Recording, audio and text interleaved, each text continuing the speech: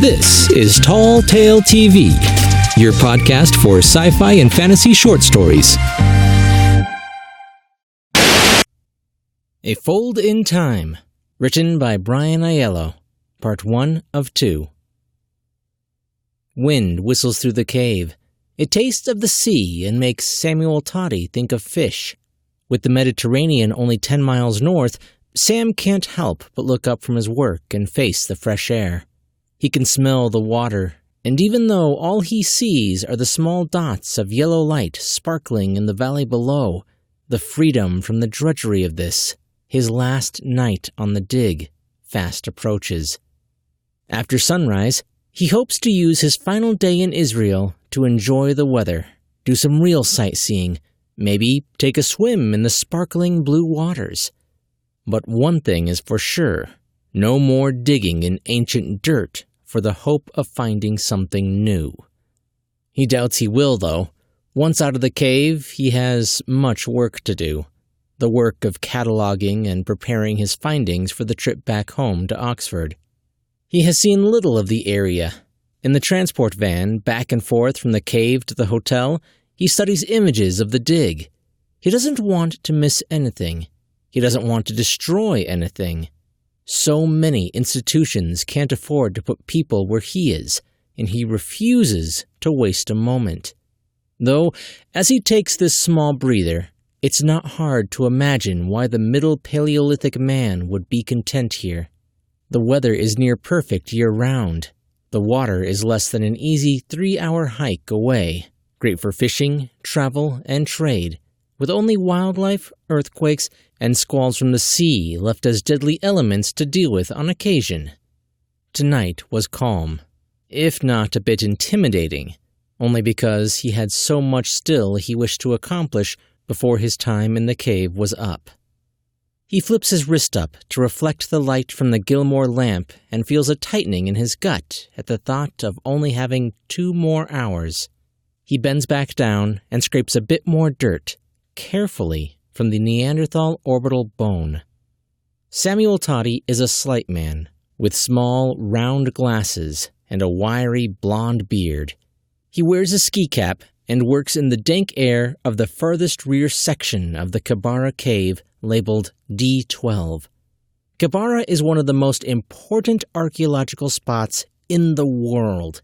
It holds evidence not just of the migration of modern humans from Africa to Europe, but also of Neanderthals and 2 other groups of human ancestors. It also was where the famous boy was found. The famous boy was the remains of a modern human ancestor adolescent. Some in the field argue he is from the Middle Paleolithic period. Others have their doubts. He was too healthy, bones too straight. Teeth looked fixed, one brave specialist even went so far as to claim. Fixed teeth? That man was laughed straight out of the field. Whether any other paleontologists thought the same thing, none would risk saying so. Radiation conclusively placed the boy's bones at more than 1,000 centuries old. So there could be no doubt. The famous boy was found above the section of Earth Toddy labors almost a decade ago. Toddy is digging through a layer of Neanderthal bones. It was theorized 30,000 years ago a tsunami washed them all together. Each and every one of the bodies were broken, painfully smashed against the cave wall and covered by a thick wall of red clay, with the famous boy somehow managing to end up on top. Male and female, twisted and broken. Toddy does not make assumptions as he scrapes dirt from the female Neanderthal skull, seeking the innermost shape of the eye socket. He might have an opinion, but his job is not to make a hypothesis. He seeks evidence. He seeks facts. He collects details. What is published is up to the old scholars. He lets them argue. Right now, his job is to free bone from ground, find implements of everyday life, and bring them home for further study. His motivation is a lifelong career. He is a paleontologist. He digs the earth to find facts, not conjecture. He is under special Israeli permit, and he works this cache of bones under a strand of bright Gilmore lights. Lights powered by time. Time that's harvested in Egypt, that powers the whole of Africa and most of Europe. Toddy doesn't understand how. Most of the world doesn't understand how. They work, and that's all that matters. They do so without the clutter of wires and noise of a generator, and illuminate as bright as the sun at noon if so desired, without the heat, into the back corners of the cave. The lights are aimed to cast no shadow. Toddy has been working a single skull for an hour. He thinks it's a Neanderthal female. He hopes so, because he has unearthed most of a Neanderthal female skeleton in the last few days, and it would be nice to go home with the skull to complete his efforts. He is one of the few lucky scientists that has gotten to work in this cave. Not many get permits. This site is so special that not only is it listed as a World Heritage Site, but also a company from the Israeli army is tasked to guard it. 2 of the soldiers are on guard 200 feet from the cave opening, now manning a chain-link fence that surrounds the perimeter of the hill. As he brushes a bit more of the red ochre away, he discovers the orbital bone is severely cracked, and the clay has changed from dark, rich red to deep, rusty orange. By the expiration of his permit, he discovers something as old as the skull, but also as new as the shirt on his back. Maximus Gilmore appears, and the crowd erupts. Why wouldn't they? He is famous and rich, and he has invented the thing that has changed everything, changed the world, changed what it means to be a human on Earth, a human in the Sol system, maybe even a human in the Milky Way. He has given the people of Earth free energy, free power, effortless fire. The auditorium seethes with love and adulation. They stand and reach and call his name. Some jump up and down and clap. Some cry. He has changed the world with magic, the magic of science. He is a rock star to them. They are his people. He is in Auditorium 4B on the hollowed grounds of the Gilmore campus, buried a mile deep in the Mojave Desert. This was his first power plant. Now he has 4 altogether. 1 in the Egyptian desert, another in the Gobi Desert of China, and the last in the frigid south of Dry Valley's Antarctica. His plants work best in arid locales. A small HD camera drone hovers 10 feet from him on stage. A small red light blinks. He looks into the camera, smiles, and winks. Billions of people around the globe are watching live, and those that miss the feed will have access to it when they want. By the end of the day, this announcement will have been heard by the majority of the planet. In time, this video will have trillions of views. Max Gilmore is and will always be big news. When he makes an announcement, the human race benefits. This announcement is about a 90% corporate finance dump MaxCorp will be investing into smaller tech companies. The dump is worth almost $1 trillion. Most of the money will go towards space exploration and environmental cleanup. Max smiles and bows at the waist. The crowd roars. He is thin and dressed in flowing black silk. He is barefoot. He hasn't worn shoes in over a decade. He has also not stepped on ground he does not own in just as long. His mop of curly brown hair flops to the stage as he bends over, chest on knees. When Maximus stands, he raises his arms to the sky, and an assistant runs over and mics him up. The gesture, reaching for the sky, looks humble, because it is. Maximus feels small in his place in the universe. To him, he is a mere man in the vastness of space and time.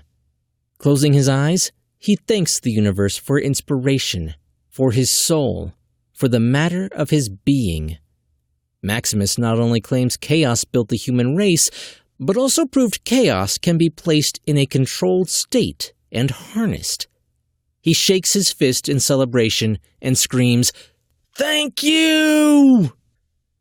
This act of thanks makes the investors and employees louder and even more frenzied. MaxCorp hasn't taken a penny from the new investors in years. Dividends had paid out billions. Employees are some of the most cared-for people in the country. Working for MaxCorp is like being in a family. Do your chores and get a fat allowance every week. He smiles deeply and looks out into the swarming mass of humanity, as if seeing them again for the first time. With a hiss, the mic picks up his voice. It flows out over the cheering crowd with ease. "Yes, hello, my friends, my family, please." His words chipping away at the din. He speaks with a slow Appalachian drawl, a down-home charm from growing up in the hollers of West Virginia. He pauses and smiles again. It's his trademark. He is known for his big blue eyes, white teeth, and huge-lipped mouth with its easy smile. A smile that stretches a bit too wide between the sunken cheeks of a starved intellectual. He lets the screams and applause wash over him for a few more moments, like a practiced showman and not the engineer that pulled humanity back from the brink of despair. The engineer that graduated last in his class at Georgia Tech with no prospects was the same engineer who awoke one night at 20, stinking of weed, on the floor in a puddle of bong water with an answer to how to harness time. In the Max Power Auditorium, it might appear as if Max were not in control, but that's all part of the build-up, the big sell. He lowers his hands from the air as if he has given up and can do nothing against the will of the crowd. He takes his hands and runs them through his unruly mop of hair, which is just starting to show streaks of silver, and allows the words to build from the middle of his chest. "A decade ago, I asked you a question. How do you move through time?" The question rumbles over the crowd like a cannon blast, careening against the rear of the auditorium and bouncing back, reverberating the very air in which it floats. Max lets his smile falter into a frown, which is equally affecting. "You don't! Time moves through you. It moves through everything. It moves through gravity. Solid, liquid, gas. It seemed as real as the dreams of a child. The moment of yesterday, coupled with the hopes of tomorrow. Intangible. The stuff of good ghost stories and science fiction. But that was then. What about now? This moment?" The crowd is wholly his now, the auditorium still as if ordered. The fiction of time travel is not possible. This is well known. Einstein said time, as a constant, moves forward with a perceptibly small delay, but never back. Like a sailboat. If you know how the wind moves, you can harness it. And we do. We know how the wind moves. And time moves. It moves forward. Our homes, our cars, our hearts, our phones, our tablets, our trips to the moon and to the stars. We now know how time moves, and we have harnessed it. We once ignored quantum effect, the primal force in the universe. We did not fully realize its benefits to mankind. It is in time that we now conquer and answer all the mysteries which have been kept locked away. We will not need to dig our granite ply to fly into the vacuum of the unknown. We have all we need right here to do all that we want. We now make time work for us, not against us. The Gilmore logo on the screen behind him disappears, replaced with an image of an old man, hunched and withered, but quickly morphing to that of a much younger man, strong and able. And the future of Gilmore Power is looking at the future of all mankind. As if released from a spell, the crowd goes wild. He smiles into the cheering masses and the steady red light on the HD camera, into the trillions and trillions of eyes that will forever wonder. These are his people. People who invested in him, who work for him, who will never be satisfied by the answers given. Eventually, worlds of people will put their trust in him and what he offers to the human race. Max is distracted by a buzz against his thigh. He reaches into his pocket and fishes out his smart screen. He activates it and reads, 911, Uncle Sam's here. Sorry, floating on the screen. He looks off stage and sees his business partner, Carol Ann Pulaski, frantically waving, her eyes red and teary. Both actions unnerve him. She is an ice queen, a consummate professional, a person who picks up the slack and pushes when he is stuck in daydream mode. To know the difference between when to fight and when not to fight. She is a tall woman with short blonde hair, tan slacks, and a black blazer, usually severe in demeanor, but even in the shadows off stage, he can see her eyes betray fear. He signals to his CTO to take over. The hard part is over anyway, getting the crowd on their side. Not hard, but crowds can be fickle. The next part was going to be the list of investments Max Corp would be making in important stuff and life-changing for lots of people around the world. Exciting stuff, yet kind of boring, and more Greg speed anyway. Max bows to his adoring crowd and slips off stage to a smattering of boos mixed in with the cheers, and a half-hearted joke from his CTO about being unprepared and wondering how he can fill someone's shoes when they don't wear any. Gilmore's heart begins to pound as his partner grabs his hand and drags him away. Nothing good comes from an unannounced visit from Uncle Sam. Nothing at all. "I'm sorry," is all his business partner says as she turns from the stage and he follows. She leads him through a labyrinth of halls towards an abandoned docking bay and a waiting black SUV idling in an empty carport. 8 security cameras are dismantled and lay on the floor next to new cameras still in the box. Normal maintenance? He doesn't know. That's not his job, but it's looking unlikely. The rear door to the SUV is open. "They told me to instruct you to get in." "Who?" "You know I love you, right?" And she sobs. "What? Carol Ann?" And then the light in the carport is gone, replaced by the smell of newly dyed black wool. "Wait, Carol Ann, what is happening? Carol Ann!" His voice is muffled against the bag, and he feels strong hands lift him under the arms and grab him by his bare ankles. He hears the click of Carol Ann's expensive high-heeled shoes walking away from the SUV. Maybe she backs away. Maybe she's being escorted by the squeak of rubber-soled Oxford. Maybe she's running for her life, with the rubber-soled shoes quick to follow. He tries to kick, but his feet meets nothing but air, and the trip inside to the roomy new-smelling vehicle is short. He sits up, but his right wrist is grabbed roughly, then his left. They are cinched together with plastic. He is then pushed forward. He lands hard on his face. His ankles are joined together, cinched with the same thin plastic strip. Then his ankles and wrists are joined together. Back in West Virginia, kids would call this being hogtied.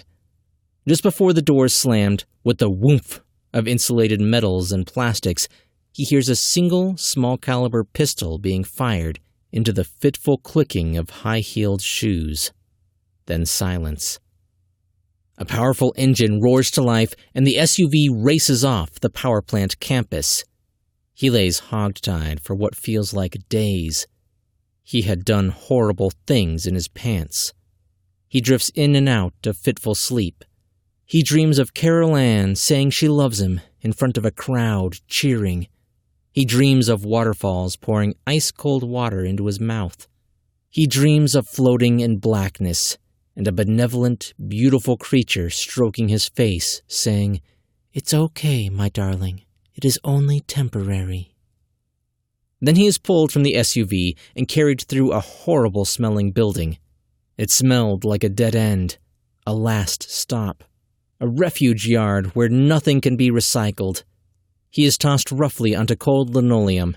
His black silk pants and shirt are ripped from his body. His black silk underwear are ripped from his nethers. He is hosed off with cold water. The plastic straps are cut. He cries as his shoulders are released. The freedom hurts so bad and feels so good all at once. He reaches up and removes the hood from his own head. The light comes from harsh, non-Gilmore lights. His instinct is to lecture on the virtue of time power. But before he can, he is roughly stood up by a man wearing black riot gear, a plastic police helmet, and a big heavy vest, boots, and black military-style fatigues. He carries a metal baton in his belt and a stun gun. He drags him into a room, puts plastic gloves on his hands, and fingers Max's private areas, then force inspects his mouth with the same unwashed fingers. When the cop is satisfied, he tosses an orange uniform at him and orange slippers and demands, "Get dressed." Max does. The uniform fits baggy, and he stands after, on shaky legs. "Follow the green line. Don't step off the green line or you get tased," the cop says, unholstering the taser from his belt, opening the heavy metal door and stepping out of the room with Max following. There is a way to travel back in time. In theory, it seems pretty doable. All one needs to do is collect the mass of a medium-sized star, build it into a tube, get the tube to spin really fast in a counterclockwise direction, and then take a trip through it with a vehicle. Theoretically, you can arrive back at the beginning of the construction process. Kinda limited. I surmise building exit ramps intermittently might work for some travel destinations, but desiring earlier travel points wouldn't be possible. Max tries to sound nonchalant, but his left wrist is squeezed inside a tight metal cuff. Its opposite end is attached to the table. The skin under is chafed and bloody, and he has already pissed his pants. 3 men stand in front of the metal table. They wear black suits, white Oxford shirts, black ties, scowls, severe military haircuts, and bulges under their coats indicative of Berettas. The 4th agent has his jacket off and his sleeves rolled up. His knuckles bleed. His face is growing an unhealthy shade of red. He leans hard against the table. His veins bulge under the pressure. "You are going to have to try harder, Max," the agent hisses. "Sarcasm is going to make me hurt you even worse." Max looks at the photo again. It's an orange stain in red dirt. He begins, and stops when the huge fist of the red-faced man pummels the side of his head with 2 neatly aimed haymakers. He feels the ridges in his skull separate, and his brain momentarily ceases all activity. Tears form and drip from his eyes as he sobs. He doesn't want to sob. He wants to handle this better. This situation, this unnatural hell he never thought he would be facing. His free hand grips at the black cloth bag, and he realizes he has been playing with it since this all began. With his head ringing, "How dare you? I am a billionaire!" rolls around in his damaged brain, but is quickly replaced by the truth that it doesn't matter anymore. He is not Maximus Gilmore, billionaire. He is an animal, and he has something they want. God help him, he has no clue what that is, though. Anyone who knows him intimately might be next. Max Gilmore, savior of the planet Earth, is poison to anyone who he has ever worked with. Over what? Orange dirt? "Look, if I knew, if I had what... If you want money, I can give you anything. Whatever, just tell me." "Max, you know what these are?" The quiet man in the rear, the older man with silver hair sprouting near his temples. He steps forward and slips a small yellow piece of paper across the table. Max looks at the yellow blotch. When it clears, he thinks, numbers. He blinks, trying to get his head to clear. He likes numbers. They have always made sense to him. A person can take numbers and make things mean things, different things, turn them into new things, make people believe things with them. But these numbers scare him. These numbers mean something personal to him.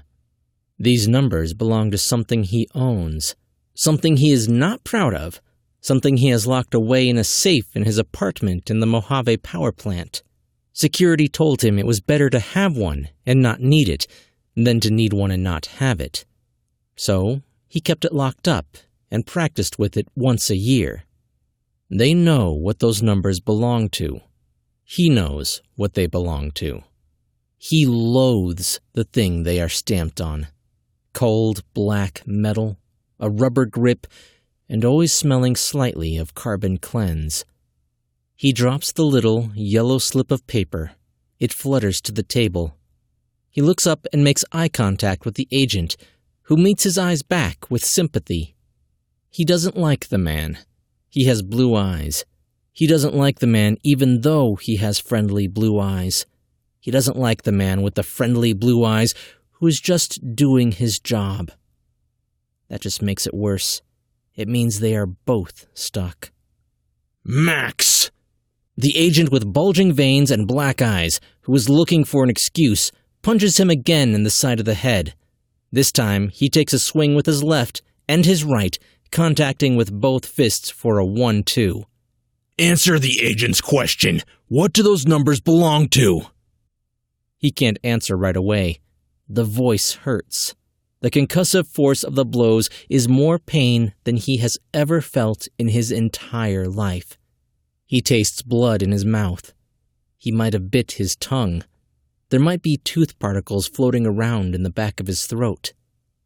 The agent slowly shoves the photo back under Max's blurry vision. Large tears fall from his eyes onto the picture. The room is quiet. He sees, stamped in the bottom right corner, property of Oxford University. There's a white border running around the photo, a barrier of string set up, separating the orange stain from the red dirt. And he whispers, "How?" as his blood runs cold, and he sobs slowly, ripping the picture into tiny pieces, as if destroying it removes it from existence. Bryan Aiello is a writer of fantasy, sci-fi, and the macabre. Raised on Florida's Gulf Coast, he served in the Army, graduated from the University of South Florida, and now calls Brooklyn his home. For more of his fiction and links to his podcasts and other works, visit BryanAiello.com or follow him on Twitter @BryanAiello. Hey guys, so that was part 1 of 2. The second portion of the story will be coming out this coming Monday in just a few days, so be sure to check back for that. And if you're enjoying this, Bryan Aiello is a returning author on this channel, so I'll leave links in the description to his other stories. And if you haven't checked out his podcast, it's pretty excellent. I've been on it several times myself, and a lot of amazing people go on there to talk about their different projects. But before you go, make sure to subscribe. I'm Chris Herron, and that's it for today's Tall Tale TV.